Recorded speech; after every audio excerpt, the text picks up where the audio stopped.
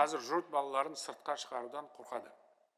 Өйткені ауланың бәрі автокөлікке толып тұр. Бұдан былай көлік тұрағы болмаса, бірде-бір үй салынбауы керек. Жалпы ашық алаңда орналасқан автотұрақтар ақылы болу керек.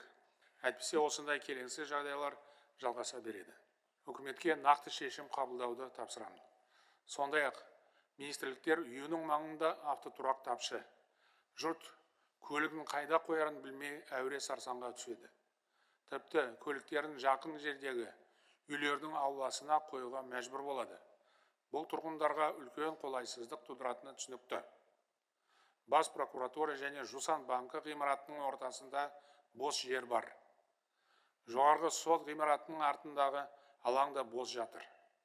Әкімдікке осы екі жердің біріне көп қабатты жабық паркинг және жаяу адам өтетін көпір салу мүмкіндіктерін қарастыруды тапсырамын.